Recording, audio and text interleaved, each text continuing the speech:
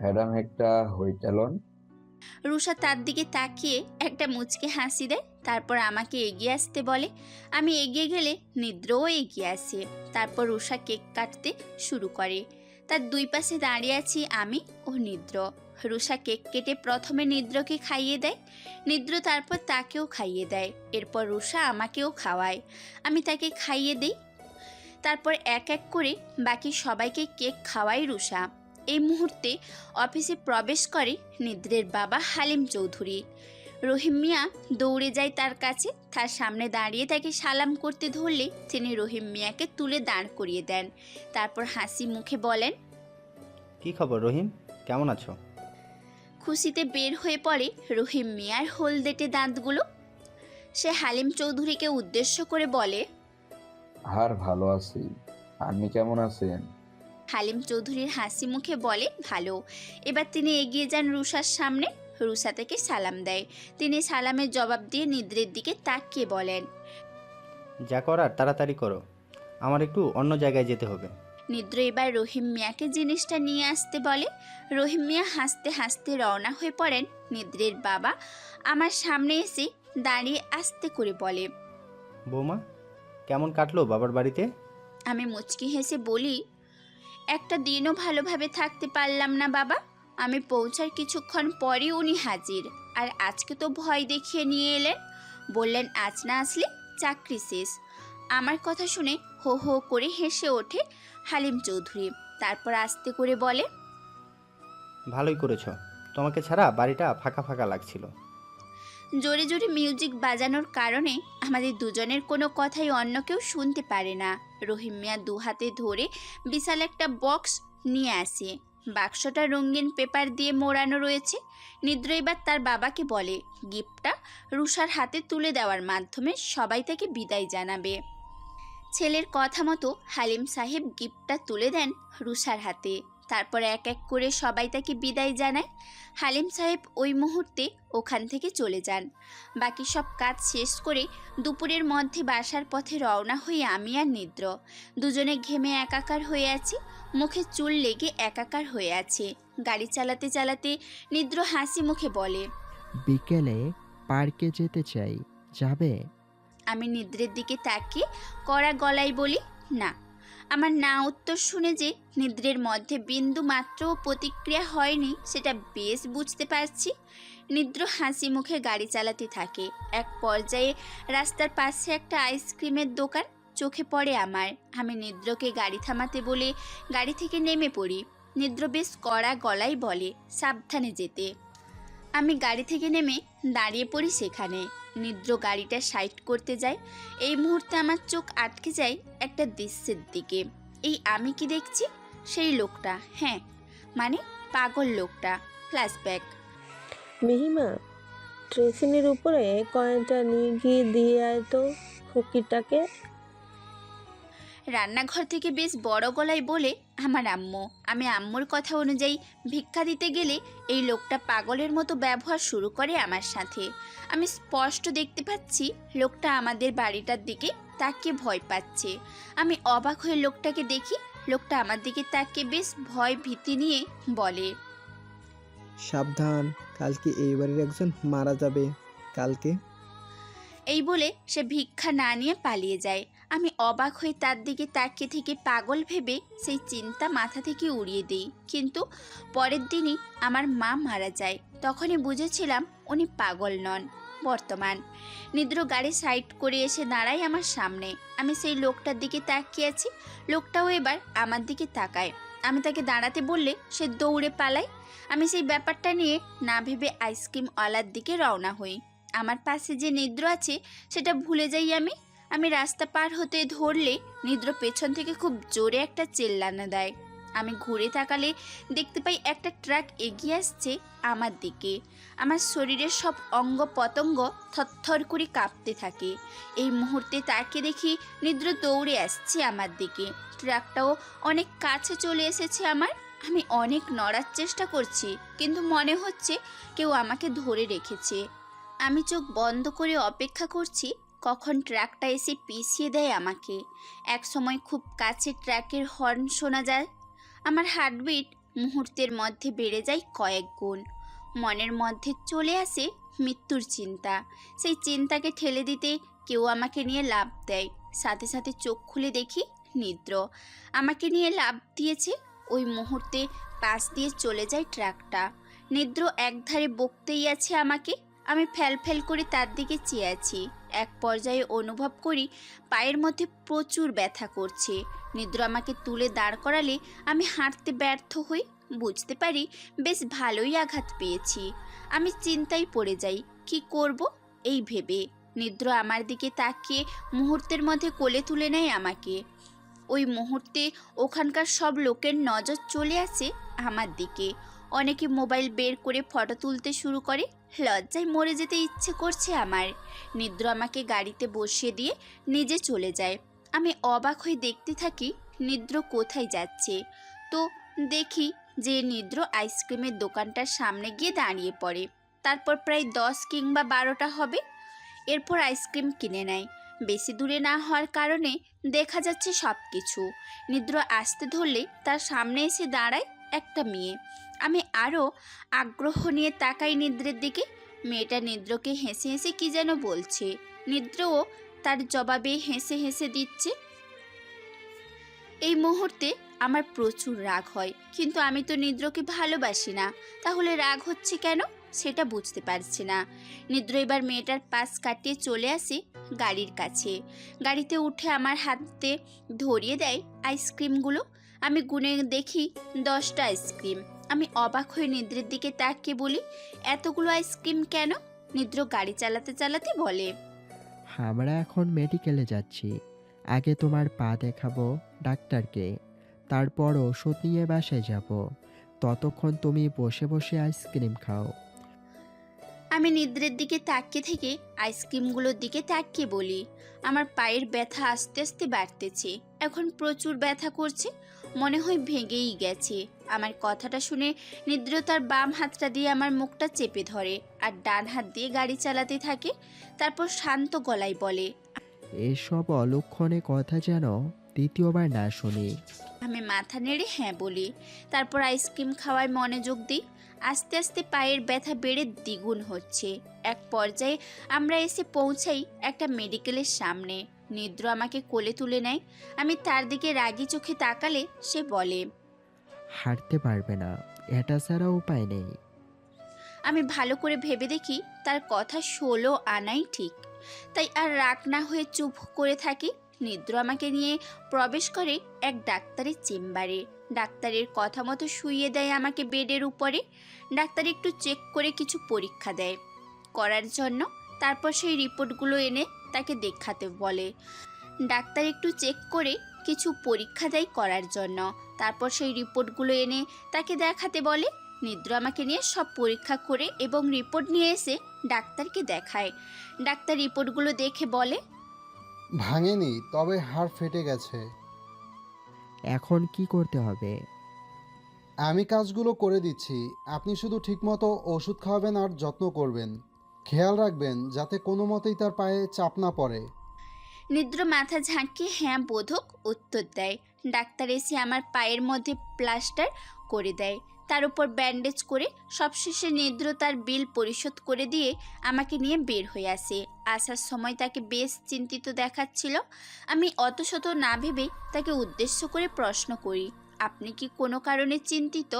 নিদ্র আমাকে গাড়িতে বসিয়ে দিয়ে নিজে গাড়িতে উঠে বসতে বসতে বলে, তোমার শরীরের যে অবস্থা, গোসল না করে থাকা যাবে না। কিন্তু কিভাবে গোসল করবে? চিন্তার আমার মাথাও ধরে এবার। সত্যি তো, কিভাবে গোসল করব? নিদ্র মনোযোগ দিয়ে গাড়ি চালাতে থাকে। আমি এক দৃষ্টিতে তার দিকে চেয়ে আছি। নিদ্র আমার দিকে তাকিয়ে বলে, আমি একটা বিষয় দ্রুত সম্পাদনা করতে চাচ্ছি, তোমার কি মতামত? কোন বিষয়টা? আমাদের ডিভোর্সের। দেখ, ভালোবাসা ছাড়া সংসার করা খুব কঠিন। কখনো একতরফের ভালোবাসায় সংসার হয় না। প্রথমে তুমি আমাকে ভালোবেসেছিলে ঠিকই, কিন্তু কোনো কারণে আমি ভালোবাসতে পারিনি। কিন্তু এখন তুমি আমাকে ভালোবাসো না। এভাবে থেকে দুজনেরই কষ্ট হচ্ছে। তার চেয়ে বরং আলাদা হওয়াই ভালো, না কি বলো তুমি? আমি কি বলবো বুঝতে পারছি না। বেশ ভালোভাবে নিদ্রের দিকে তাকিয়ে বোঝার চেষ্টা করছি কথাটা সে আসলেই বলছে না শয়তানি করে বলেছে, কিন্তু তার মুখে শয়তানের কোনো চিহ্ন দেখতে পাই না আমি তার দিকে তাকিয়ে মাথা নাড়িয়ে হ্যাঁ বলি, কিন্তু মুখ ফুটে কোনো কথা বলি না। নিদ্র আবার বলতে শুরু করে, চুক্তিপত্রটা আমরা দুজনে মানি না, তাই না? তাহলে ৮ মাস পর কেন? কয়েকদিন পরই হয়ে যাক ডিভোর্সটা। আমি সব ব্যবস্থা করছি। আমি পুনরায় মাথা নাড়িয়ে হ্যাঁ বোধক উত্তর দিই। মনটা প্রচুর খারাপ হয়ে যায়। নিদ্র না আমাকে ভালোবেসে তাহলে ডিভোর্সের কথা বলতেছে কেন? আমি কি ভুল করলাম তার প্রস্তাবে রাজি না হয়ে? নানা রকম চিন্তা এসে ভিড় করতে থাকে মনের মধ্যে। নিদ্র আবার বলে ওঠে, আমি আমাদের ডিভোর্স নিয়ে চমৎকার একটা প্ল্যান করেছি। আমরা ডিভোর্স পেপারে সাইন করব একটা পার্টি করে। পার্টিটা হবে কক্সবাজারে। কেমন হবে বলো তো? আমি এবার কথা না বলে থাকতে পারি না। বেশ রেগেই বলি, ডিভোর্স কেউ ইচ্ছে করে বা মজা করে দেয় নাকি? এটা তো দুঃখের কথা, সুখের নয়। নিদ্র আমার কথা শুনে হো হো করে হেসে ফেলে। পরবর্তী আর কোনো কথা বলে না নিদ্র। এক পর্যায়ে গাড়ি এসে থামে বাসার সামনে। নিদ্র নিজে নেমে আমাকে না নিয়ে চলে যায়। আমি তাকে ডাকতে গিয়েও ডাকি না। মনের মধ্যে শত অভিমান জমে যায় আমার। বাপরে, আমাকে রেখেই চলে গেল। আমি চুপ করে এক পা খুঁড়িয়ে নামার চেষ্টা করি। এই মুহূর্তে আমার গালে একটা থাপ্পড় পড়ে। অবাক হয়ে মাথা তুলে তাকাই সেই ব্যক্তিটার দিকে। নিদ্র রেগে বলে, একা নামতে যাচ্ছিলে কেন? পড়ে গেলে কি হবে? আসলেই তোমার কমন সেন্স নেই। এই বলে আমাকে কোলে তুলে নেয়। বাসায় প্রবেশ করে নিচে কেউ না থাকায় কোনো প্রকার প্রশ্নের সম্মুখীন হতে হয় না আমাকে। নিদ্র আমাকে নিয়ে সোজা নিজের রুমে চলে যায়। এবার চিন্তা দেখা দেয় গোসল করা নিয়ে। নিদ্র বলে, আমি তোমাকে বাথটাবে বসিয়ে দিয়ে আসছি। তুমি গোসল সেরে নাও। আমি আর বেশি কিছু করতে পারবো না, কারণ কয়েকদিন পরই আমাদের ডিভোর্স। আমি বেশ চিন্তায় পড়ে যাই। আমার সামনে বসে থাকা নিদ্র যে চিন্তিত সেটা বুঝতে পারছি। নিদ্র আমার দিকে তাকিয়ে বলে, এই অবস্থায় থাকতে পারবে না। আমি সাথে সাথে উত্তর দিই, পাগল নাকি? এই অবস্থায় থাকা যায়? যেভাবেই হোক গোসল করতেই হবে। নিদ্র উঠে দাঁড়িয়ে বাইরে যাওয়ার জন্য রওনা হয়। আমি তাকে পেছন থেকে ডেকে বলি, আচ্ছা মা বাসায় নেই, তাকে ডেকে দিন না। নিদ্র স্বাভাবিকভাবে উত্তর দেয়, মা বাবা কেউ বাসায় নেই। বুঝতে পারছি না কোথায় গেছে। যেটুকু আশা জন্মেছিল মনে সেটাও উড়িয়ে যায় মন থেকে। আমি পুনরায় চিন্তিত হয়ে পড়ি। নিদ্র ঘুরে এসে আমার সামনে বসে বলে, এক কাজ করি, আমি তোমাকে বাথটবে বসিয়ে দিয়ে আসি। পাটা তুলে দিয়ে তুমি গোসল শেষ হলে আমাকে ডাকিও, আমি গিয়ে নিয়ে আসবো। আমি তার দিকে ভুরু কুঁচকে তাকিয়ে বলি, কাপড় চেঞ্জ করব কেমনে? নিদ্র অন্যদিকে মুখ করে বলে, আমি তো কয়েকদিন পর তোমার স্বামী থাকবো না, আমাদের ডিভোর্স হয়ে যাবে। সো আমি এর চেয়ে বেশি কিছু করতে পারবো না। হঠাৎ লোকটা সব কিছু পরিবর্তন হলো কেমনে সেটা বুঝতে পারছি না আমি। সকাল অবধি যে লোকটা আমাকে ভালোবাসতো, বিকেলে সে ডিভোর্সের কথা বলছে। আমি অবাক হয়ে নিদ্রকে বলি, আপনি না আমাকে ভালোবাসেন, তাহলে ডিভোর্সের কথা বলতেছেন কেন? নিদ্র এবার আমার দিকে তাকিয়ে রহস্যময় হাসি দিয়ে বলে, এক পক্ষের ভালোবাসায় সংসার হয় না। সংসার করার জন্য দুজনের ভালোবাসার প্রয়োজন। আমি ভালোবাসি, কিন্তু তুমি তো বাসো না। তুমি যদি ভালোবাসে থাকো তাহলে বলো, গোসল করিয়ে দিচ্ছি, ডিভোর্সও দিব না। তুমি কি আমাকে ভালোবাসো? কি উত্তর দিব বুঝতে পারছি না আমি। নিদ্র যে আমাকে ভালোভাবেই প্যাঁচে ফেলেছে সেটা বেশ ভালোভাবেই বুঝতে পারছি আমি। নিদ্র এক দৃষ্টিতে তাকিয়েছে আমার মুখের দিকে। আমার মুখ থেকে কি উত্তর বের হয় সেটা শোনার জন্য চেয়ে আছে আমার দিকে। আমি বেশ চিন্তায় পড়ে যাই, কি বলবো। সবশেষে মুখ ফুটে বলি, একটু সময় দেন। আমার কথা শুনে নিদ্র দাঁড়িয়ে পড়ে সাথে সাথে। তারপর নরম গলায় বলে, ওকে, আমি ছাদে যাচ্ছি, এসেই তোমার উত্তর শুনবো। আমি তার দিকে তাকিয়ে বলি, আমাকে বাথরুমে নামিয়ে দিয়ে যান। নিদ্র বের হতে হতে বলে, উত্তর শোনার পরই সব করব। এই বলে হুড়মুড় করে রুম থেকে বের হয়ে যায় নিদ্র। সে বের হয়ে যাওয়ার আগে আমাকে বেশ বড়সড় একটা চিন্তার মধ্যে ফেলে দিয়ে যায়। আমি বসে বসে ভাবতে থাকি কি করব এখন। গোসল করা ছাড়া এই অবস্থায় থাকা অসম্ভব, কিন্তু গোসল করতে হলে যে কোনো একটা উত্তর দিতেই হবে। এবার আমি নিজেই নিজের মনকে প্রশ্ন করি, আচ্ছা আমি কি নিদ্রকে ভালোবাসি নাকি না। আমার নিজেই নিজের বলি, অবশ্যই আমি নিদ্রকে ভালোবাসি। প্রথম থেকেই তাকে ভালোবাসি আমি। তার উপর আমি ক্রাশ খেয়েছি প্রথম দিনই। তাকে ভালোবাসি সেদিন থেকেই মাঝখানে মনের মধ্যে অভিমান জমেছিল, কিন্তু এখন তো সে আমাকে ভালোবাসে, আমিও তাকে ভালোবাসবো। তাহলে সংসারটাও নষ্ট হবে না, আর কেউ কষ্টও পাবো না। আমার উত্তর হবে হ্যাঁ। আমি এবার নিজের নোকিয়া ফোনটা বের করে নিদ্রের ফোনে কল দেই। সে কল ধরার সাথে সাথে আমি তাকে নিচে আসতে বলি, কলটা কেটে দেই আর অপেক্ষা করি কখন সে নিচে আসে। এই মুহূর্তে দরজাটা খুলে যায়। ভেতরে প্রবেশ করে নিদ্রের বড় ভাই অনিক। আমি তাকে দেখি চমকে উঠি। ভেতরে ভেতরে ভয় পেয়ে যাই প্রচুর পরিমাণে। সে দরজাটা লাগাতে ধরলে বাইরে থেকে কেউ তাকে ঠেলে ফেলে দেয়। বেশ খানিকটা দৌড়ে ভেতরে প্রবেশ করে নিদ্র। অনেক নিদ্রকে দেখে উঠে দাঁড়িয়ে বলে, তোদের ডিভোর্স কোনো দিন? নিদ্র কোনো কথা না বলে মুচকে একটা হাসি দেয়। তারপর অনেকের সামনে নিজের হাতটা তুলে বলে, এই তো সামনের মাসে ওনার পাটা ভালো হলেই ডিভোর্স। নিদ্রের কথা শুনে অনেক হেসে ওঠে। তারপর তার হাতটা নিদ্রের ঘাড়ের ওপরে রাখতে ধরলে নিদ্র তার হাতটা ধরে ফেলে। তারপর বেশ চেল্লিয়ে বলে, তোমাকে ভাই হিসেবে মানতাম আমি, কিন্তু আজকের পর থেকে বাবার সাথে সাথে তুমিও আমার কাছে মরে গেছো। এখন থেকে ভাববো আমার কোনো ভাই ছিল না। তুমি কিভাবে পারলে নিজের ছোট ভাইয়ের ঘরে খারাপ মতলব নিয়ে ঢুকতে? এই বলে নিদ্র অনেককে ধাক্কা দিয়ে রুম থেকে বের করে দেয়। তারপর চিল্লিয়ে দারোয়ানকে ডাকে। নিদ্র দারোয়ান আসলে চিল্লিয়ে বলে, তোমাদের এমনই টাকা দেওয়া হয় নাকি? অপরিচিত মানুষ বাসার ভিতরে ঢুকে কেমনে? আর একবার আসলে তোমাদের দুজনকেই বের করে দেওয়া হবে। এই বলে নিদ্র চলে আসে। দারোয়ান দুজন তাকে ধরে বাহিরে বের করে দেয়। বাহির থেকে অনেক চিল্লিয়ে বলে, কাজটা ভালো করলি না নিদ্র, তোকে দেখবো আমি। নিদ্র কোনো কথা না বলে রুমের ভেতরে প্রবেশ করে। আমি ভয় ভয় চোখে তাকাই তার দিকে। আমার ভয় পাওয়া দেখে নিদ্র হো হো করে হেসে ওঠে। তার হাসি দেখে অনেকখানি ভয় চলে যায় আমার মন থেকে। নিদ্র আমার সামনে বসে বলে, বলো এখন। আমি চোখ বন্ধ করে বলতে শুরু করি, আমি আপনাকেও ভালোবাসি, আপনার সাথে সারা জীবন কাটিয়ে দিতে চাই। আপনি কি আমাকে ভালোবাসবেন সারা জীবন? এই বলে আমি চোখ খুলে ফেলি। লজ্জা নিয়ে তাকাই নিদ্রের দিকে তার উত্তর শোনার জন্য। তাকাই তার মুখের দিকে। নিদ্র বেশ শান্ত গলায় বলে, দেরি করে ফেলেছো। ডিভোর্স পেপার রেডি, আর আমরা পরশু কক্সবাজারে যাচ্ছি। এই কথাগুলো আগে বললেই আজ এই দিনটা দেখতে হতো না। সরি, দেরি করে ফেলেছো তুমি।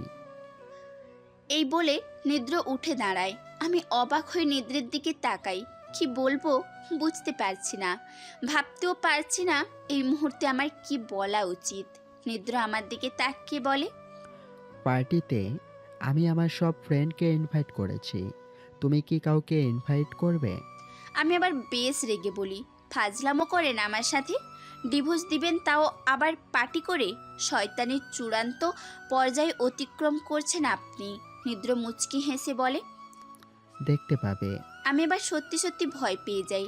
নিদ্র কি সত্যি সত্যি আমাকে ডিভোর্স দিতে চলেছে নাকি নাকি আমার সাথে মজা করছে? মনে তো হচ্ছে না মজা করছে। আমি তার দিকে তাকিয়ে করুণ গলায় বলি, আমি গোসল করব কেমনে? নিদ্র রুম থেকে বের হতে হতে বলে, মা আর রহিমাকে পাঠিয়ে দিচ্ছি। আমি চিল্লিয়ে বলি, আপনি যে বললেন মা আর রহিমা খালা কেউ নেই।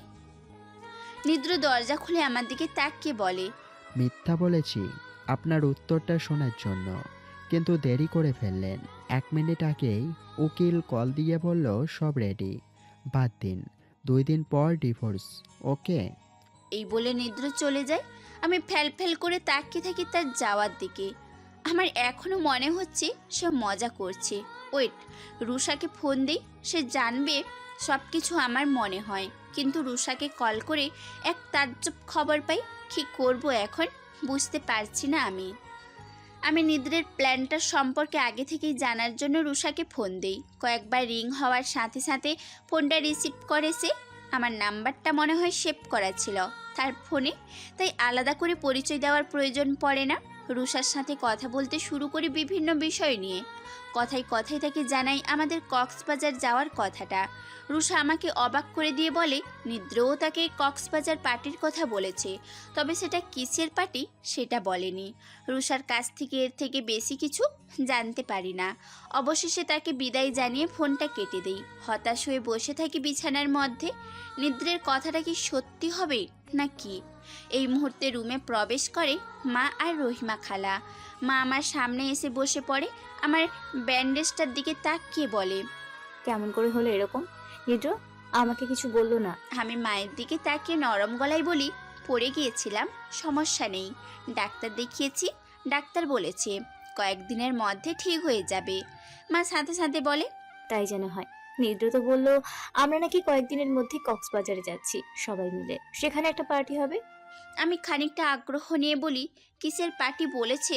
মা মাথা নাড়িয়ে বলে, না আর শুধু হয়েছে পার্টি হবে। এই বলে রহিমা খালাকে নিয়ে রুম থেকে বের হয়ে যায় মা। আমি হতাশ হয়ে তাদের যাওয়ার দিকে তাকিয়ে থাকি। কারোর কাছ থেকে কোনো প্রকার তথ্য পাওয়া গেল না। এই মুহূর্তে দরজার কাছে দেখা যায় নিদ্রের চাঁদ বদন খানা। আমি তার দিকে তাকিয়ে তাকে পর্যবেক্ষণ করতে শুরু করি। সে হাসি মুখে এসে আমার সামনে বসে। আমি তাকে কিছু বলতে যাব, তার আগেই সে বলে ওঠে, কোনো প্রকার তথ্য কিংবা উপাত্ত জোগাড় করার দরকার নাই।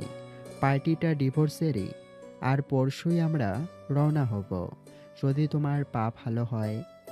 আমি এবার জোর দিয়ে বলি, এখনো তো আমি আপনাকে ভালোবাসি, আপনিও আমাকে ভালোবাসেন, তাহলে আলাদা হতে চাচ্ছেন কেন?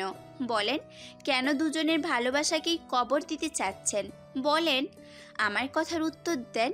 নিদ্র আমার সব কথা ধৈর্য সহকারে শ্রবণ করে এবং বোঝে। তারপর বেশ গম্ভীর গলায় বলে, দেখো, আমিও তোমাকে ভালোবাসি ঠিকই, কিন্তু তুমি তোমার মতো জানাতে দেরি করেছো। আমি ডিভোর্সে সব কিছু তৈরি করেছি, তাই সরি। আর সব ভালোবাসাই পূর্ণতা পায় না, কিছু কিছু ভালোবাসা অপূর্ণই থাকে। আমি নিদ্রের দিকে তাকিয়ে ভালোভাবে বোঝার চেষ্টা করি যে মজা করছে কিনা, কিন্তু তার মুখে সেরকম কোনো চিহ্ন দেখতে পাই না। নিদ্র আবার বলতে শুরু করে, দুজন দুজনকে ভালোবাসি ঠিকই, কিন্তু এখন আর একসঙ্গে থাকা সম্ভব নয়। আমি নিদ্রের কথা শুনে অবাকের চূড়ান্ত পর্যায়ে অতিক্রম করে যাই। পাগল হয়ে গেল নাকি লোকটা? ভালোবাসে বলছে, আবার বলছে একসঙ্গে থাকা সম্ভব না। আমি কি বলবো বুঝতে পারছি না। নিদ্রও উঠে গিয়ে বিছানায় শুয়ে পড়ে। আমার দিকে তাকিয়ে বলে, একটু ঘুমিয়ে নাও, আরাম পাবে। এই বলে সে শুয়ে পড়ে। আমার এখনো অবাক দৃষ্টিতেই তার দিকে তাকিয়ে আছি। চোখের কোণে পানি চলে এসেছে। আমি বুঝতে পারছি না আমি কেন কাঁদছি। এখনো বিশ্বাস হচ্ছে না নিদ্র সত্যি সত্যি আমাকে ডিভোর্স দিতে চলেছে। সব কিছু স্বপ্নের মতো লাগছে। বারবার চোখের সামনে ভেসে উঠছে নিদ্রের সেই প্রপোজের দৃশ্যটা। আমি আস্তে করে বালিশে মাথা দিয়ে শুয়ে পড়ি। নিদ্র কি করতে চলেছে এসব ভাবতে ভাবতে এক পর্যায়ে ঘুমিয়ে পড়ি আমি। নিদ্রের গা ঝাঁকানিতেই ঘুম ছুটে যায় চোখ থেকে। আমি চোখ খুলে দেখি নিদ্র একটা ভাতের প্লেট নিয়ে আমার সামনে বসে আছে। আমি আস্তে করে উঠে বসি। নিদ্র আমার মুখের সামনে ভাতের লোকমা ধরে বলে, খেও না, ঔষধ খেতে হবে। আমি নিদ্রের এগিয়ে দেওয়া লোকমাটার মুখে না নিয়ে অন্যদিকে মুখ করে বলি, কয়েকদিন পরেই তো দুজনে আলাদা হয়ে যাব, তাহলে আমাকে এত মায়ায় জড়াচ্ছেন কেন শুনি? কেন নিজের প্রতি এত আকৃষ্ট করাচ্ছেন আমায়? আমার কথা শুনে হো হো করে হেসে ওঠে নিদ্র। আমি অবাক হয়ে তার হাসির কারণ বোঝার চেষ্টা করি। নিদ্র তার লোকমাটা আমার দিকে থেকে সরিয়ে প্লেটে রাখে। তারপর নতুন করে ভাত তুলে আমার মুখের সামনে ধরে। আমি অন্যদিকে মুখ করলে নিদ্র বলে ওঠে, দেখো, তুমি যদি আরেকটু আগে বলতে তাহলে এরকম হতো না। আমি নিদ্র চৌধুরী, একবার যেটা বলি সেটাই করি। আমি আমার মুখ দিয়ে উকিলকে বলছি, এখন যদি কথা ঘুরিয়ে নেই তাহলে আমার মান সম্মান শেষ হয়ে যাবে। আমি তার দিকে করুণ চোখে তাকিয়ে বলি, মান সম্মানটাই কি একটা সম্পর্কের চেয়ে বড়? আপনার এই কথাটার জন্য দুজনের ভালোবাসা কবর দিতে হচ্ছে। নিদ্র এবার জোর করে লোকমাটা আমার মুখে পুড়িয়ে দেয়, তারপর কড়া গলায় বলে, এসব কথা বাদ দাও, আগে ভাতটা খেয়ে নাও। আমি কিছুক্ষণ অবাক হয়ে তার দিকে তাকিয়ে থেকে খেতে শুরু করি। নিদ্র সমান তালে আমাকে ভাত খাওয়াতে থাকে। ভাত খাওয়া শেষ হলে সে পানির গ্লাস আমার দিকে এগিয়ে দেয়। আমি পানি খেয়ে শেষ করলে সে ওষুধ ধরিয়ে দেয় আমার হাতে। আমি ওষুধ খেয়ে পুনরায় শুয়ে পড়ি। নিদ্র এটো প্লেটটা রাখার জন্য বাহিরে বের হয়ে যায়। আমি সমান তালে তার যাওয়ার পথের দিকে চেয়ে থাকি। নিদ্র বের হয়ে যায় রুম থেকে, কিন্তু আমি সেদিক থেকে চোখ সরাতে পারি না। নিদ্র প্লেট রেখে ফিরে আসলেও আমার দৃষ্টি সেদিক থেকেই সরে না। নিদ্র এসে আমার সামনে বসে পড়ে। আমি এবার চোখ তুলে তাকাই তার দিকে, নিদ্রও আমার দিকে তাকায়। দুজনের মধ্যে চোখাচোখি হয়ে যায়। দুজনের চোখের মধ্যে এক অন্যরকম চাহনি। আমি করুণ গলায় নিদ্রের দিকে তাকিয়ে থেকে বলি, প্লিজ আমাকে ডিভোর্স না দিলে হয় না? আমার চাহনি দেখে নিদ্র খানিকটা ইমোশনাল হয়ে পড়ে। সে আমার হাত দুটো ধরে বলে, হ্যাঁ, কিন্তু তুমি আগে বললে হতো। তার উত্তর শুনে আমার খুব রাগ হয়, সাথে অভিমানও। যাক, হোক ডিভোর্স, আর বলবো না আমি। আমি মুখ ঘুরিয়ে শুয়ে পড়ি। নিদ্র হাসতে হাসতে আমার উপর শুয়ে পড়ে। তার হাসির কারণটা বুঝতে পারি না আমি। সে হাসতে হাসতে বলে, তুমি ভাবছো আমি তোমাকে মিথ্যে বলছি? আমি তোমাকে মিথ্যা বলি। নিদ্রের কথা শুনে আমি তাকে সরিয়ে দিয়ে শুয়ে পড়ি। নিদ্র আর কোনো কথা না বাড়িয়ে শুয়ে পড়ে। কিছুক্ষণ আগে বিরাট একটা ঘুম হওয়ার কারণে সহজে ঘুম চোখে ধরা দিতে চাচ্ছে না। আমার প্রবলেম এটা। এই প্রবলেমটা কি নিদ্রেরও হচ্ছে, নাকি সে ঘুমিয়ে পড়েছে?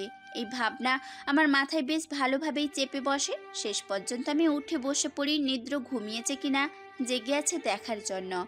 আমি টেরা চোখে তাকাই নিদ্রের দিকে। সাথে সাথে নিদ্র উঠে বসে পড়ে। তার এভাবে বসে পড়ায় আমি বেশ চমকে উঠি। আমাকে এইভাবে চমকে উঠতে দেখে নিদ্র হেসে ফেলে। মনের ভয় দূর করার জন্য আমার বুকের মধ্যে আলতো করে থুথু দেই। আমার কাণ্ড দেখে নিদ্র হো হো করে হেসে ওঠে। সে হাসতে হাসতে বলে, তোমারও কি ঘুম আসছে না আমার মতো? আমি মাথা নাড়িয়ে হ্যাঁ বলি শুধু। নিদ্র এবার আমার দিকে ঝুঁকে নিজের গালে হাত রেখে বেশ চিন্তিত ভাব নিয়ে বলে, এখন কি করা যায় বলো তো? আমি মাথা নাড়াই শুধু। এর একটা উত্তর যে আমি কিছু জানি না। নিদ্র আমার মাথা নাড়ানো দেখে বলে, চলো ছাদে যাই, কি বলো? আমি কি বলবো বুঝতে পারছি না। আমার ভাবনাটা ধরে ফেলে নিদ্র। সে তার হাত নাড়িয়ে বলে, চিন্তা করার কারণ নেই, আমি কোলে করে নিয়ে যাব। তার কথাই খুশি হতে পারি না, তবে বেজারও না। নিদ্র উঠে দাঁড়িয়ে আমাকে কোলে তুলে নেয়। হঠাৎ সব কিছু হয়ে যাওয়ায় বেশ অপ্রস্তুত ছিলাম আমি। সেই ঝোঁক সামলাতে বেশ সময় লাগে আমার। ততক্ষণে আমাকে নিয়ে ছাদে চলে আসে নিদ্র। সে আলতো করে আমাকে দোলনায় বসিয়ে দেয়, তারপর খপ করে নিজে বসে পড়ে। জ্যোৎস্না রাত থাকার কারণে চারিদিকে সব কিছু উজ্জ্বল দেখাচ্ছিল। নিদ্র এক দৃষ্টিতে তাকিয়ে আছে তার সামনের আকাশটার দিকে। আমার দৃষ্টি কিন্তু আকাশের দিকে নয়, আকাশের চাঁদটার আলো যেখানে পড়েছে সেদিকে, মানে আমার দৃষ্টি নিদ্র সাহেবের মুখটার দিকে। নিদ্র এবার আমার দিকে ঘুরে বসে। হঠাৎ এভাবে ঘুরে বসায় আমি খানিকটা চমকে উঠি। তারপর নিজেকে ঠিক করে নেই। মুহূর্তের মধ্যে নিদ্র আমার দিকে তাকিয়ে বলে, মিহি, আজকের রাতটা অনেক সুন্দর, তাই না? আমি শুধু মাথা নাড়িয়ে হ্যাঁ বলি, কিন্তু মুখে কোনো কথা বলি না। আসলে এখন নিদ্রের সাথে কথা বলতে ইচ্ছে করে না আমার। সবসময় ডিভোর্সের কথাটা মাথায় আসে।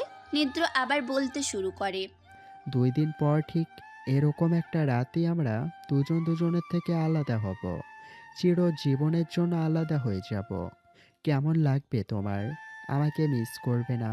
নিদ্রের এমন প্রশ্নের জন্য মোটেও প্রস্তুত ছিলাম না আমি। তার প্রশ্ন শুনে আমি থতমত খেয়ে যাই। তারপর নিজেকে সামলে নিয়ে আমতা আমতা করে বলি, করব মিস, অবশ্যই করব। নিদ্র সন্দেহ চোখে আমার দিকে তাকায়, তারপর ভ্রু কুঁচকে বলে, তুমি তোতলাচ্ছ কেন? আমি আমতা আমতা করে আবার বলি, কই না, না তো। তোমার শুনতে ভুল হচ্ছে। নিদ্র এবার ঝুঁকে আমার বেশ কাছে চলে আসে। আমি খানিকটা ভয় পেয়ে যাই। হঠাৎ এরকম কাছে আসার কারণে নিদ্র ভ্রু নাচিয়ে জিজ্ঞাসা করে, তুমি আমাকে তুমি করে বলছো কখন থেকে? দেখো, এখন এসব বলে লাভ নেই। তার চেয়ে বরং তুমি আমাকে ভাইয়া বলে ডাকিও। নিদ্রের কথা শুনে আমি সাথে সাথে চিল্লিয়ে বলি, ভাইয়া। নিদ্র তার ডান হাতটা দিয়ে আমার মুখটা চেপে ধরে বলে, ভাইয়া। কয়েকদিন পরই আমরা আলাদা হয়ে যাব। বলতে গেলে এখনই হয়েছি, শুধুমাত্র সাইনটার কারণে হচ্ছি না। সো আগে থেকেই প্র্যাকটিস করো ভাইয়া ডাকার, পরে সহজ হবে। মনে রাখবে, practice max a man perfect. আমি এবার এক ঝটকায় তার হাতটা সরিয়ে দিই। তারপর বেশ রেগেই বলি, ফাজলামি শুরু করেছেন? হ্যাঁ, নিজের বরকে কেউ ভাইয়া ডাকে? পাগল হয়ে গেছেন আপনি। অন্য কেউ এই কাজ করতে পারলেও আমি পারবো না। এই বলে আমি উঠে দাঁড়াতে চাই। আমার যে একটা পা আছে অকেজো, সেটা ভুলেই গিয়েছিলাম সেই সময়। ফলস্বরূপ ধপাস করে পড়তে গিয়ে বেঁচে যাই। নিদ্র নামক ব্যক্তিটা তার শক্ত হাত দিয়ে আমাকে চেপে ধরেন। তারপর নিমিষেই কোলে তুলে নেন আমাকে। আমি তার দিকে তাকিয়ে বেশ লজ্জা পাই। নিদ্র আমার দিকে তাকিয়ে কড়া গলায় বলে, রাগলে হুঁশ জ্ঞান সব কথাই চলে যায় তোমার। এখনই পড়ে গেলে কি হতো? ও মাই গড, কত বড় বড় নখ! এখনই কেটে দিচ্ছি, চলো। আমি এবার তাকে থামিয়ে দিয়ে বলি, কিন্তু রাতে তো নখ কাটা যায় না। আমার দাদুমা বলতো রাতে নখ কাটলে গরিব হয়। নিদ্র আমার দিকে কপাল কুঁচকে তাকায়, তারপর হাঁটতে হাঁটতে বলে, এসব কথা বাদ দাও তো, এখনকার চিন্তা করো। এই নখগুলো না কাটলে যদি কাউকে লাগে, তার কত বড় ক্ষত হবে বুঝতে পারছো? আমি শুধু মাথা নাড়িয়ে হ্যাঁ বলি। নিদ্র আমাকে নিয়ে রুমে পৌঁছায়। তারপর আস্তে করে আমাকে বিছানার উপর বসিয়ে দিয়ে নিজেই বাহিরে যায়। আমি এক দৃষ্টিতেই সেই দিকে তাকিয়ে থাকি। ছেলেটার মনে কি চলছে আল্লাহ জানে। কাল বাদে পরশু আলাদা হব জেনেও কীরকম ব্যবহার করছে সে কি বুঝতে পারছে না? আমি আস্তে আস্তে তার প্রতি আরও দুর্বল হচ্ছি। এই মুহূর্তে নিদ্র একটা নেল কাটার নিয়ে রুমে প্রবেশ করে। তারপর আমার সামনে এসে বসে পড়ে সে।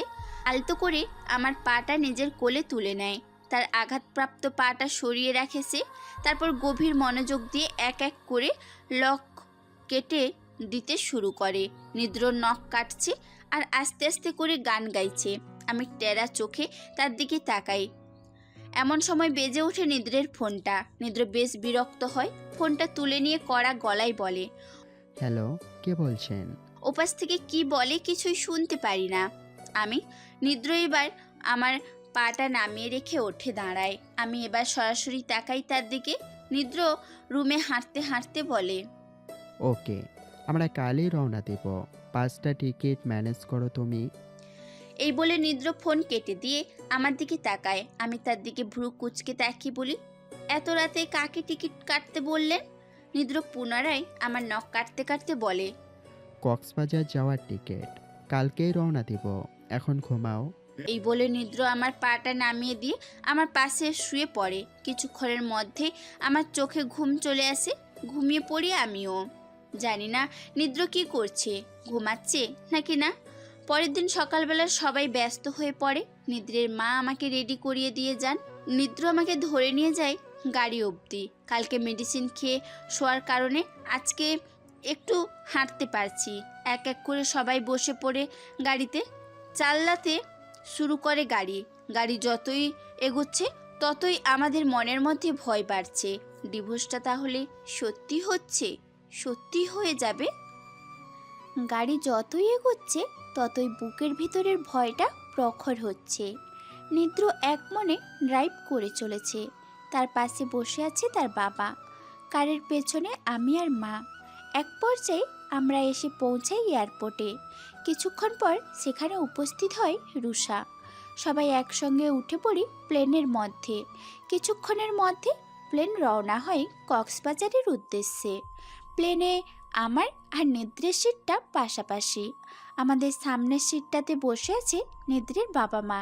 তার সামনে রুষাও একটা মেয়ে। মেয়েটাকে আমরা চিনি না কেউ। এক পর্যায়ে নিদ্র আমার দিকে তাকিয়ে বলে, কেমন লাগছে? বাসে আসলে সম্পূর্ণ একদিন লাগতো, আবার কষ্টও বেশি, তাই প্লেনের টিকিট কাটছি। টাকা যাক, কিন্তু কষ্টটা কম হবে, ভালো না? আমি শুধু মাথা নাড়িয়ে হ্যাঁ বলি, মুখে কোনো কথা বলি না। সত্যি বলতে খুব খারাপ লাগছে আমার, মাথাটা ব্যথা করছে প্রচুর পরিমাণে, মনের মধ্যে এক অজানা ভয় কাজ করছে। আমি নিদ্রের দিকে না তাকিয়ে বলি, ডিভোর্সের পর কি আমাকে সেখানেই রেখে চলে আসবেন, নাকি আপনাদের সঙ্গে নিয়ে এসে পাঠিয়ে দিবেন? নিদ্র আমার দিকে তাকিয়ে মুচকি হেসে বলে, নিয়ে আসবো। তোমার জামা কাপড়গুলা আছে না, সেগুলো নিয়ে পাঠিয়ে দেব। আমি নিদ্রের মুচকি হাসিটা দেখার জন্য তার দিকে ঘুরে বসতে চেষ্টা করি, কিন্তু সিটবেল্টটা বাধা হয়ে দাঁড়ায়। নিদ্র আমার অবস্থা দেখে বলে, পার্টিটা বেশ বড়ই হবে, বুঝলে? নিদ্র চৌধুরীর ডিভোর্স পার্টি বলে কথা, একটু আলোকসজ্জা না হলে চলে বলো? আমি মাথা ঘুরিয়ে চুপ করে তার দিকে তাকিয়ে থাকি। নিদ্র আমার তাকানো দেখে শুধু একটা হাসি দেয়। আমি মাথা ঘুরিয়ে সামনের দিকে তাকিয়ে থাকি। দেখতে দেখতে কক্সবাজারে পৌঁছে যাই আমরা। সবার সামনে সিট থাকায় সবার আগে প্লেন থেকে নামে রুষা, তারপর নিদ্রের বাবা মা, তারপর নিদ্র আমাকে ধরে আস্তে করে নামান প্লেন থেকে। নিদ্রের বাবা একটা গাড়ি ডাকে, আমরা সবাই গাড়িতে উঠে বসি। গাড়ি এসে নামিয়ে দেয় একেবারে হোটেলের সামনে। আগে থেকেই হোটেল বুক করে রাখার কারণে কোনো প্রকার সমস্যা হয় না। নতুন করে একজন লোক আমাদের রুম দেখিয়ে দেয়। সবচেয়ে বেশি অবাক হই আমার আর নিদ্রের রুম আলাদা দেখে। নিদ্র আমাকে আমার রুমে রেখে নিজের রুমে চলে যায়, রুষা চলে যায় নিজের রুমে। রুষার সাথে কথা বলে জানতে পারি তার বর আসবে কালকে। নিদ্র তার রুম থেকে কাপড় চেঞ্জ করে আমার রুমে চলে আসে। আমি বিছানায় শুয়ে ভাবছি, সত্যি তাহলে ডিভোর্সটা হচ্ছে। নিদ্র এসে আমার সামনে বসে পড়ে।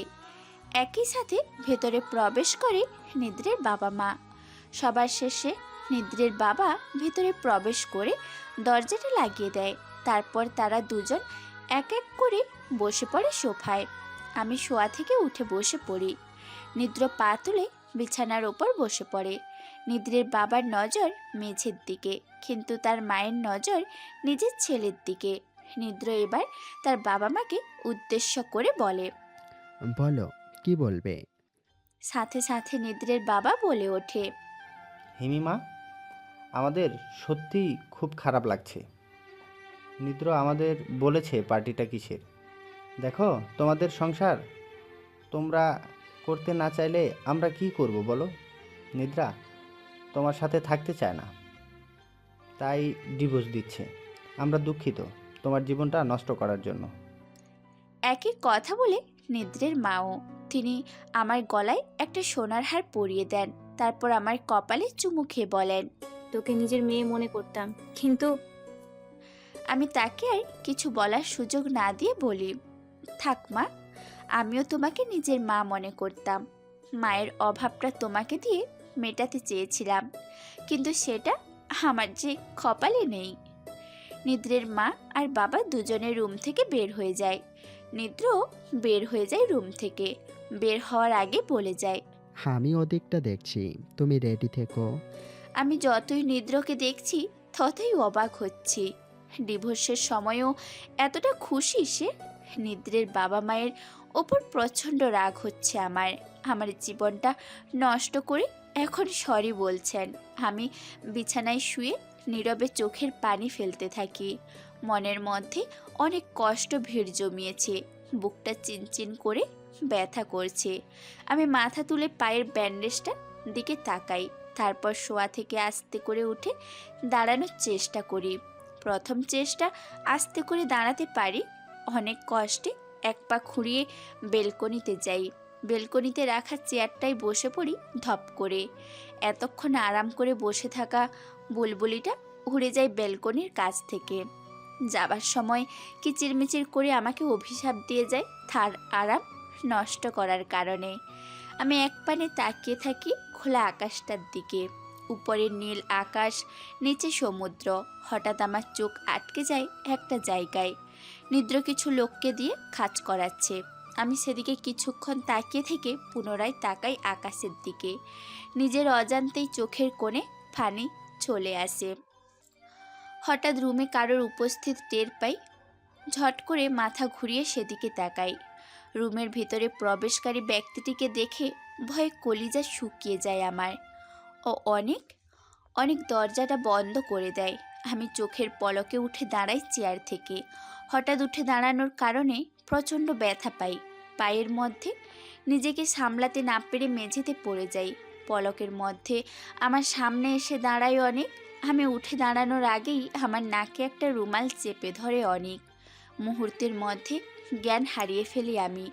তারপর আমার সাথে কি হয়েছে মনে নেই। যখন জ্ঞান ফেরে নিজেকে বিছানার ওপর আবিষ্কার করি আমি। নিজের কাপড় চোপড় সব কিছু ঠিকঠাকই রয়েছে। তাহলে অনেক আমার সাথে কি করলো?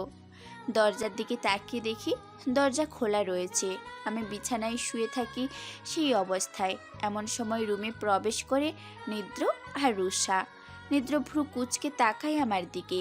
তার তাকানো দেখে ভয় পেয়ে যাই আমি।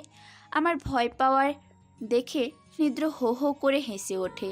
তারপর রুষাকে উদ্দেশ্য করে বলে, রেডি করো তুমি। রুষা এসে আমাকে রেডি করতে শুরু করে। আমি রুষার দিকে তাকিয়ে বলি, আচ্ছা পার্টিটা কালকে হওয়ার কথা ছিল না? রুষা মাথা নাড়িয়ে না বলে। আমি চুপ হয়ে বসে থাকি। রুষা আমাকে সাজাতে থাকে। আমার মনের মধ্যে একটাই চিন্তা, অনেক আমাকে অজ্ঞান করে কি করলো? রুষা আমাকে রেডি করে নিদ্রকে ফোন দেয়। নিদ্র এসে আমাকে নিয়ে বের হয় রুম থেকে। আমরা পৌঁছে যাই সেই স্টেজে। ও মাই গড, অনেক লোক এখানে। এত লোক আমি স্বপ্নেও আশা করিনি। নিদ্র আমাকে বসিয়ে রেখে মাইকের সামনে দাঁড়ায়। সবার উদ্দেশ্যে বলে, গাইস, প্রথমেই আমরা আমাদের আসল কাজটা সেরে ফেলবো। আমি ডিভোর্স পেপারে সাইন করছি। ও সাইন করলেই শেষ।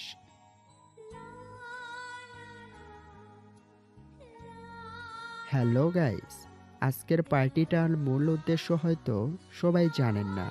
সবাইকে বলে রাখছি, আজকের পার্টিটার মূল উদ্দেশ্য আমাদের ডিভোর্স। নিদ্র এই কথাটা বলার সাথে সাথে উপস্থিত সব মানুষ অবাক হয়ে নিদ্রর দিকে তাকায়। নিদ্র সবার তাকানো দেখে মুচকি হেসে বলে, সবাই অবাক হচ্ছেন এই ভেবে বিবাহের জন্য পার্টি হয়, বাচ্চার মুখে ভাত দেওয়ার জন্য পার্টি হয়, কিন্তু ডিভোর্সের জন্য পার্টি? Divorce party. আজকের এই পার্টিটার মধ্যে দিয়ে ইতিহাসে স্বর্ণাক্ষরে নাম লেখাবো আমি। বড় বড় করে লেখা থাকবে নিদ্র চৌধুরীর নাম। নিদ্রের কথা শুনে এখন তাকে সম্পূর্ণ পাগল মনে হচ্ছে আমার। শুধু আমার না, স্টেজের নিচে বসে থাকা কিছু মানুষও যে তাকে পাগল ভাবছে সেটা বুঝতে কষ্ট হচ্ছে না আমার। আমি অবাক হয়ে নিদ্রের দিকে তাকাই। নিদ্রও আমার দিকে তাকিয়ে বলে, আমি ডিভোর্স পেপারে সাইন করে দিচ্ছি, তারপর তুমি দিবে। আমি কি বলবো উত্তর খুঁজে পাই না। বাবা যে একটা পাগলের সাথে আমার বিয়ে দিয়েছে এটা মানতে কষ্ট হচ্ছে একটু। স্টেজের নিচের মানুষগুলো 20 থেকে 21 জন হবে। তারা সবাই আমার দিকে তাকিয়ে আছে। আমি মাথা নাড়িয়ে বলি, ওকে। নিদ্র এবার একটা কাগজ আমার দিকে এগিয়ে দেয়। কাগজটা প্রথমে বড় বড় করে লেখা আছে ডিভোর্স পেপার। নামটা দেখে আমি রীতিমতো ভড়কে যাই।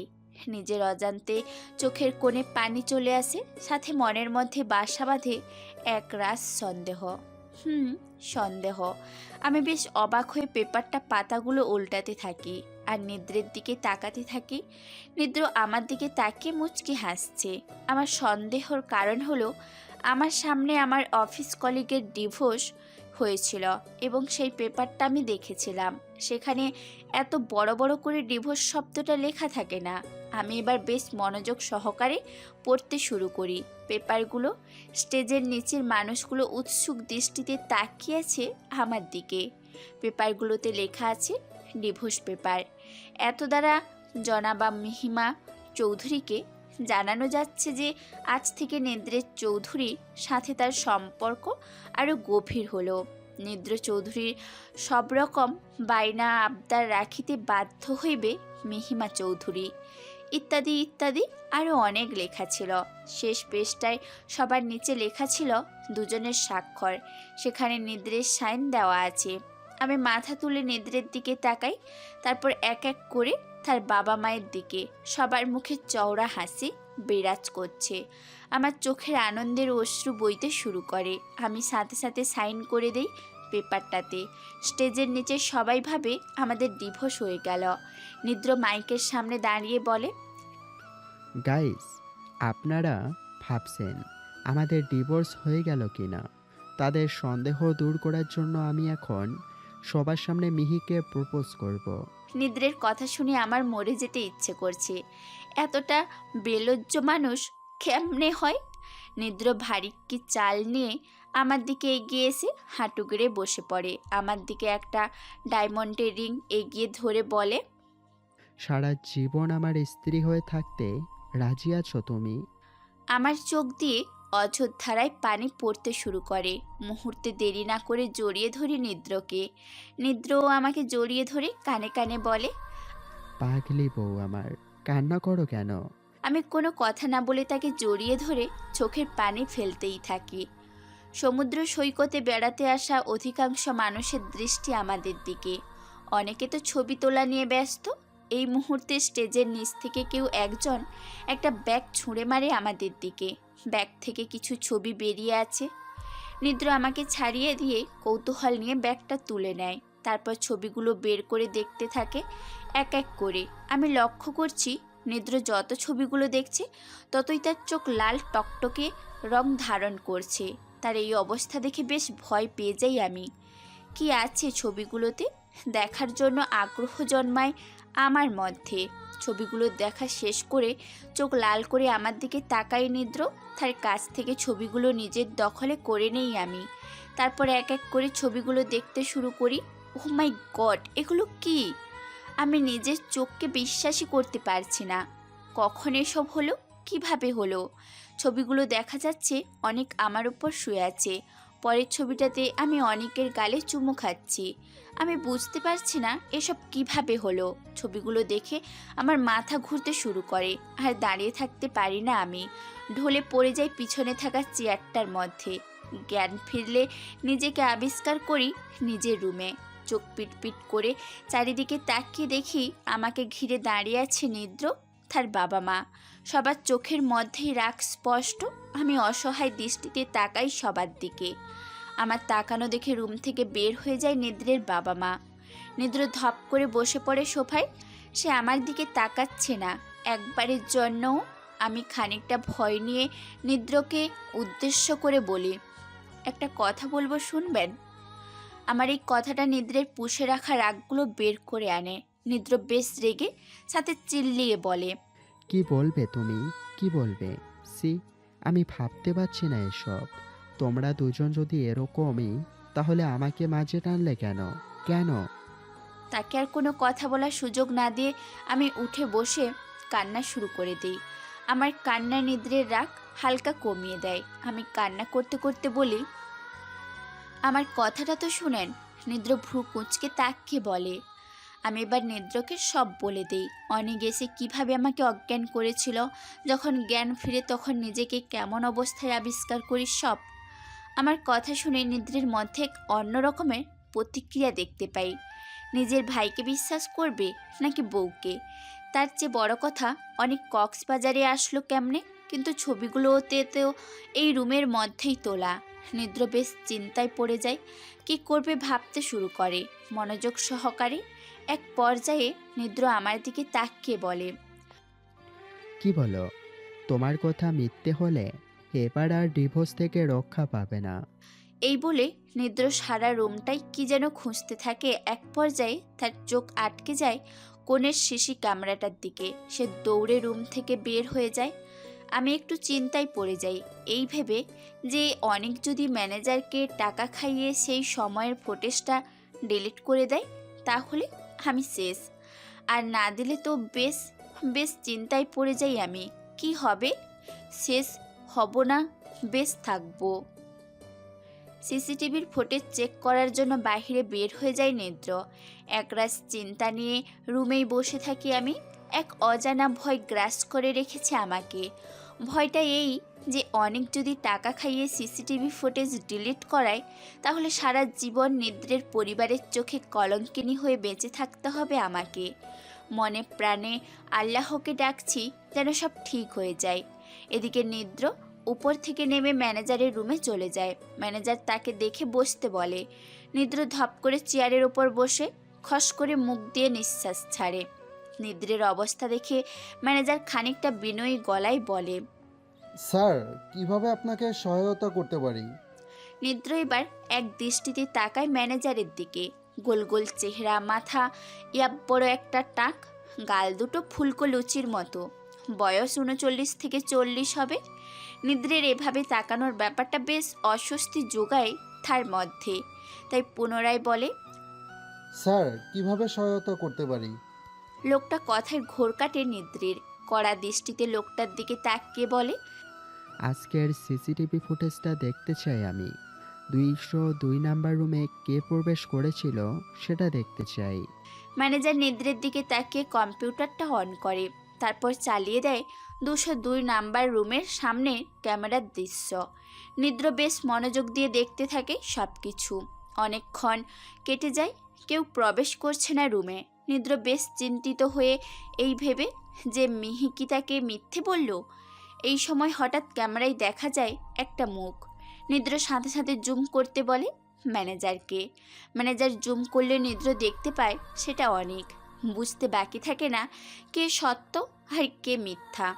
সে ম্যানেজারকে ধন্যবাদ জানিয়ে বের হয় রুম থেকে। অনেক খুশি লাগছে তার, অনেক নাচতে ইচ্ছে করছে।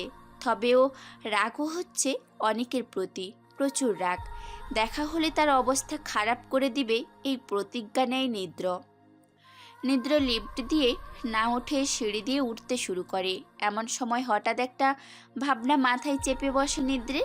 কিন্তু এই ভেবে ভাবনাটাকে বিদায় করার সিদ্ধান্ত নেয় নিদ্র যে মিহিকে মিথ্যা বললে সে নিজের ক্ষতি করতে পারে না, চোখে চোখে রাখবো তাকে। শেষ পর্যন্ত নিদ্র সিদ্ধান্ত নেয় মিহিকে মিথ্যে বলবে। আজকের রাতটা, কালকের দিনটা ইগনোর করবে মিহিকে, প্রচুর ইগনোর। পরবর্তী দিনে নিদ্রের জন্মদিন, সেদিন সে মিহিকে মেনে নিবে, সেদিন সম্পূর্ণ নিজের করে নিবে মিহিকে। এইসব ভাবতে ভাবতে রুমের দরজার সামনে এসে দাঁড়ায় নিদ্র। আস্তে করে দরজা খুলে ভিতরে প্রবেশ করে সে। তাকে দেখে শোয়া থেকে উঠে বসি আমি। নিদ্র বেশ গভীর মুখে নিয়ে সোফায় বসে পড়ে। তার মুখ দেখে আমার চিন্তা বেড়ে যায় হুড় করে। যেখানে কিছুক্ষণ আগে 40% ছিল, সেখানে এখন 140% হয়ে যায়। আমি বেশ ভয় নিয়ে নিদ্রকে বলি, কি হলো? নিদ্র মাথা তুলে বেশ রাগী দৃষ্টিতে তাকায় আমার দিকে। আমি আরও বেশি ভয় পেয়ে যাই। নিদ্র কড়া গলায় বলে, see I don't believe that, যে তুমি এত বাজে। তুমি কেন? তোমরা দুজনই খুবই বাজে। যদি তোমাদের প্ল্যান এরকমই, তাহলে শুধু শুধু আমার জীবনটা কেন নষ্ট করলে? কেন আমাকে তোমাদের মাঝে এনে কষ্ট দিলে? তার কথা থামিয়ে দিয়ে আমি কথা বলতে ধরলেই সাথে সাথে সে বলে ওঠে, থাক, তোমাকে আর কিছু বলতে হবে না। সিসিটিভিতে আমি দেখেছি কোনটা সত্য কথা আর কোনটা মিথ্যা। See I hate you. ডিভোর্সটা হলেই ভালো হতো। এই বলে নিদ্র উঠে ওয়াশরুমে চলে যায়। আমি এক দৃষ্টিতে তাকিয়ে থাকি তার যাওয়ার দিকে। শেষ পর্যন্ত নিদ্রও আমাকে ভুল বুঝলো, বিশ্বাস করলো না যে অনেক সত্যি এসেছিল এখানে। বুক ফেটে কান্না আসছে আমার। আমি সাথে সাথে শুয়ে বালিশ চেপে কান্না করতে শুরু করি। এদিকে যে নিদ্র লুকিয়ে লুকিয়ে আমাকে দেখছে, সেদিকে খেয়াল নেই আমার। আমি মুখে বালিশ চাপা দিয়ে একাধারে চোখের পানি ফেলেই চলেছি। নিজেকে খুব একা লাগছে এই মুহূর্তে। কি করব বুঝতে পারছি না আমি। নিদ্র ওয়াশরুম থেকে বের হয়ে পুনরায় সোফায় বসে পড়ে। আমি মাথা ঘুরিয়ে তাকাই তার দিকে। নিদ্র একবার আমার দিকে তাকিয়ে তারপর অন্যদিকে তাকিয়ে বলে, ডিভোর্স হবে এবার। একবার ভুল করেছি, সেই ভুল দ্বিতীয়বার করব না। নিদ্রের কথা শুনে আমি ম্লান হেসে বলি, একবার ডিভোর্সের কথা শুনে অনেক কষ্টে নিজেকে ঠিক রেখেছি, কিন্তু আরেকবার ঠিক রাখতে পারবো না। আমার এই কথাটা শুনে ঝট করে আমার দিকে তাকাই নিদ্র। আমি বুঝতে পারছি না আমি এটা কি বললাম, এটা কেমন কথা বললাম। কি করতে পারবো আমি? আত্মহত্যা? কিন্তু সেটা যে মহাপাপ। একালে সুখ না পেলেও পরকালে দুঃখ পেতে চাই না। মুখ বুজে সারা জীবন সহ্য করব আমি, তবুও আত্মহত্যা করব না। সেদিনের মতো ঘুমিয়ে পড়ি আমি। নিদ্র কোথায় ঘুমিয়েছে সেটা জানতে পারি না, আমি জানার চেষ্টাও করি না। পরের দিন একটু দেরি করেই ঘুম ভাঙে আমার। তাড়াতাড়ি করে উঠে বসি আমি। চারিদিকে তাকিয়ে নিদ্রকে খুঁজতে থাকে আমার চোখ দুটো। পর মুহূর্তে মনে পড়ে কালকের কথাগুলো। মনটা নিমিষেই খারাপ হয়ে যায় আমার। আস্তে করে উঠে খুঁড়িয়ে খুঁড়িয়ে ওয়াশরুমে যাই। ফ্রেশ হয়ে বের হয়ে দেখি সোফায় বসে আছে নিদ্র। তাকে উদ্দেশ্য করে বলি, এই হোটেলের কি ছাদ আছে? থাকলে আমাকে একটু পৌঁছে দেবেন প্লিজ। নিদ্র বেশ খানিকক্ষণ আমার দিকে তাকিয়ে বলে, ওকে, আসুন। এই বলে নিদ্র আমাকে নিয়ে আগাতে থাকে। লিফটে করে একেবারে ছাদে উঠে যাই আমরা। অনেক সুন্দর করে সাজানো রয়েছে সব কিছু। ছাদে ঠিকই নিদ্র আমাকে ছেড়ে দিয়ে অন্যদিকে যায়। আমি আরেক দিকে এগোতে থাকি। এগোতে এগোতে একেবারে কোনায় চলে যাই আমি। আর এক পা আগালেই মৃত্যু নির্ঘাত। এমন সময় পেছন থেকে কেউ একজন টান দেয় আমাকে। কিছু বুঝে ওঠার আগেই পরপর 2টা থাপ্পড় পড়ে আমার গালে। ব্যক্তিটার দিকে তাকিয়ে চমকে উঠি আমি। নিদ্রর সাথে সাথে আমাকে বুকে জড়িয়ে নেয়, সাথে বলতে শুরু করে, আত্মহত্যা করতে যাচ্ছিলে কেন? আমি তোমাকে ভালোবাসি। তুমি চলে গেলে কাকে ভালোবাসবো বলো? আমি কিছু বুঝতে না পেরে মাথা তুলে বলি, মানে? এবার নিদ্র আমাকে জড়িয়ে ধরে প্রথম থেকে সব কাহিনী বলতে শুরু করে। কিভাবে অভিনয় করেছে সেটাও। সবশেষে আমি তাকে বলি, আপনি একজন বিরাট অভিনেতা মিস্টার নিদ্র। এটা কি আপনি জানেন? নিদ্র আমাকে জড়িয়ে ধরে বলে, দেখতে হবে না কার বর। আমিও এবার নিদ্রকে জড়িয়ে ধরে বলি, আমি আজ চলে গেলে কেমন হতো বলুন তো? নিদ্র আমার ঠোঁটের কাছে নিজের ঠোঁট নিয়ে এসে বলে, চলে যাবে? যেতে দিলে তো চাইলেই যেতে পারবে না, কারণ তুমি যে আবদ্ধ আমার মধ্যে, আমি আবদ্ধ তোমারই মধ্যে। এই বাঁধন কখনো ভঙ্গুর নয়। সারা জীবন দুজন দুজনের মধ্যে আবদ্ধ থাকবো। এই বলে ঠোঁটের সাথে ঠোঁট মিলিয়ে দেয় নিদ্র। তো হ্যালো বন্ধুরা, আজকের এই গল্পটা এই পর্যন্তই। গল্পটা কেমন লেগেছে আপনাদের কাছে তা অবশ্যই কমেন্ট করে জানাবেন। আর এরকম সুন্দর সুন্দর গল্প পেতে অবশ্যই আমাদের ফাইজার ডায়েরি চ্যানেলটাকে সাবস্ক্রাইব করে বন্ধু হয়ে পাশে থাকবেন। ধন্যবাদ সবাইকে। আল্লাহ হাফিজ।